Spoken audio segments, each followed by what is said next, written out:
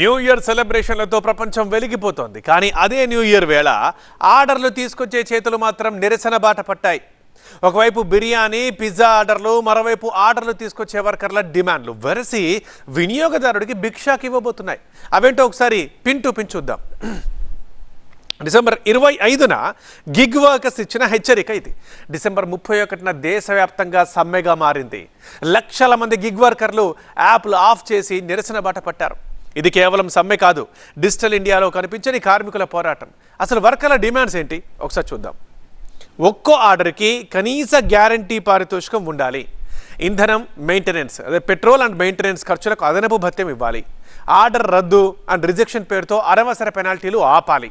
ప్రమాదాలు జరిగిన టైంలో ఇన్సూరెన్స్ క్లెయిమ్స్ సులభం చేయాలి. అంటే ఎక్కువ గంటలు పనిచేయాలి అన్న ఒత్తిడి తగ్గించాలి. పీక్ టైం బోనస్లో స్థిరంగా ఉండాలి, తాత్కాలికం, టెంపరీగా కాకూడదు. అండ్ వర్కర్ల అకౌంట్స్ అకారణంగా బ్లాక్ చేయకూడదు. అలాగే వర్షం, ట్రాఫిక్, ప్రమాదకర పరిస్థితుల్లో భద్రత కల్పించాలంటున్నారు గిగ్ వర్కర్లు. మెరుగైన వేతనాలు, సామాజిక భద్రత వంటివి గిగ్ వర్కర్లు కోరుతున్నారు. 10 నిమిషాల్లో డెలివరీని పూర్తిగా రద్దు చేయాలని యూనియన్ నేతలు డిమాండ్ చేస్తున్నారు. అయితే ఇప్పటికే గిగ్ వర్కర్ల డిమాండ్లపై కొన్ని డెలివరీ కంపెనీలు సానుకూలంగా స్పందించినట్టు తెలుస్తోంది. పీక్ అవర్స్లో చెల్లింపుల్ని భారీగా పెంచాయి కూడా. సాయంత్రం 6 గంటల నుంచి రాత్రి 12 గంటలు పీక్ అవర్స్. ఈ అవర్స్లో పనిచేసే వర్కర్లకు ఒక్కో ఆర్డర్కి 120 నుండి 150 చెల్లిస్తున్నారు. ఆర్డర్ అందుబాటుని బట్టి ఒక్కొక్కరు సగటున 3000 సంపాదించే అవకాశం ఉండబోతోంది. సో క్యాన్సిలేషన్లపై పెనాల్టీలు పూర్తిగా మాఫీ చేస్తూ ఉంటుంది. పీక్ అవర్స్లో గరిష్టంగా 2 నుంచి 5000 సంపాదించే అవకాశం కనిపిస్తోంది. ఇక డెలివరీ కంపెనీలు గిగ్ వర్కర్స్కి చెల్లింపులు పెంచాయి, కానీ ఆ ప్రభావం తప్పకుండా వినియోగదారుడిపైనే పడుతుంది. ఎస్, ఇది ఓ రకంగా వినియోగదారుడికి పెద్ద షాక్.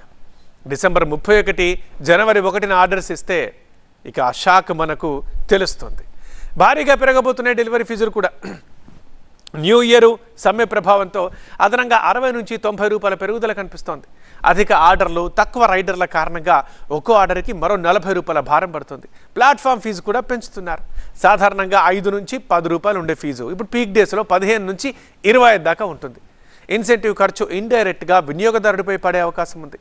వర్కర్కి ఇచ్చే 120, 150ల ఇన్సెంటివ్ 20% వినియోగదారుడి బిల్లో కలుస్తుంది. సో మనకే భారం అన్నట్లది. ఇవే కాదు, ఇంకా డిస్కౌంట్లు కూడా భారీగా తగ్గే అవకాశం ఉంది. అధిక డిమాండ్ కారణంగా రెస్టారెంట్ ధర భారీగా ఉంటాయి.